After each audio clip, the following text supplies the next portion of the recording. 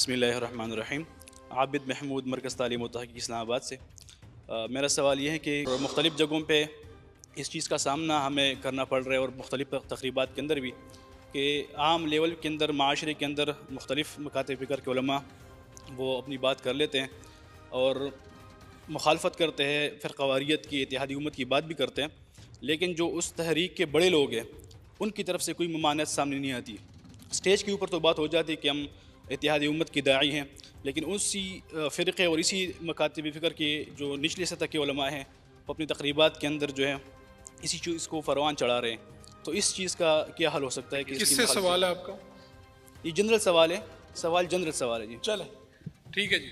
علامہ صاحب، میں آپ سے جو سوال آیا تھا جنرل، وہ یہ تھا کہ سٹیج کے اوپر بیٹھ کے تو بہت بات ہوتی ہے کہ بھائی اتحاد امت، تو جیسے ہی سٹیج سے اترتے ہیں تو کہہ رہے ہیں کہ یہی جو مسالک ہیں انہی کے جو بڑے ہیں رہنما، وہاں سے کوئی عملی تصویر کہیں نظر نہیں آتی، کوئی عملی اعلان نظر نہیں آتا. میں یہ بات سمجھتا ہوں کہ یہ باتیں آج کل کوئی چھپنے والی نہیں ہے. جو بندہ اتحاد کا داعی ہے وہ اتحاد کا داعی ہے، اور جو بندہ اختلاف کو اجاگر کرنے والا ہے اختلاف کو اجاگر کرنے والا ہے. اور ہر مکتب فکر کے اندر ایسے لوگ موجود ہیں جو چاہتے ہیں کہ ان معاملات کے اندر کم از کم ہمارا کنسنسس ہونا چاہیے جو امت کو درپیش ہے.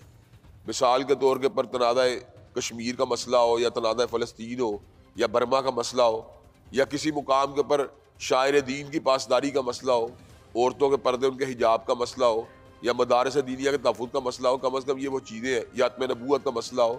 یہ وہ معاملات ہیں جن کے اوپر تمام کے تمام مقاصد کر کے جو حساس، سمجھدار، متوازن دے رکھنے والے علماء ہیں وہ ہر اسٹیج کے اوپر آپ کو بولتے ہوئے نظر آتے ہیں. آج کا دور کوئی ایسا دور نہیں ہے کہ کوئی بندہ جو باہر جا کے کوئی اور بات کر رہا ہو، اندر جا کے کوئی اور بات کر رہا ہو، بات پکڑی نہ جائے. باتیں ساری کی ساری سامنے آئی جاتی ہے. میں یہ بات سمجھتا ہوں کہ تمام کے تمام مقاصد جو جید علماء ہیں ان کو یہ باتیں اپنے لوور لیول تک بھی کنوے کرنی چاہیے کہ آپ کے مسلک کا دائرہ اپنی جگہ موجود ہے، لیکن آپ کو دین کے دائرے یا امت کے دائرے کے لیے جو ہے ایفرٹ ہر صورت کرنی چاہیے.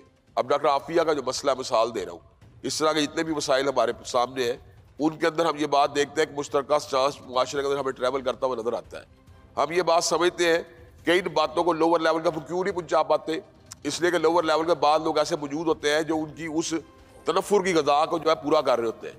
اگر اس تنفر کی غذا جو ہے وہ ان کو رسد نہ ملے، سپلائی نہ ملے، تو آٹومیٹیکلی طور کے اوپر جو ہے وہ پیغام جو درد مند رکھنے والے علماء پہنچا رہے ہوتے ہیں وہ خود بہت ٹریول کرنا شروع ہو جائے گا.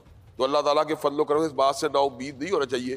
ہاں، اس بات کو ضرور ملحوظات رکھنا چاہیے جو میں نے پہلے ہی بات کہی تھی کہ جو باتیں جو ہے ہماری جو اتحاد کی بنیاد اور شخصیات نہیں بن سکتی، نہ مدارس نہ اکابر نہیں بن سکتے، ان کی بنیاد کتاب و سنت ہی ہوگی. بہت شکریہ آپ کا.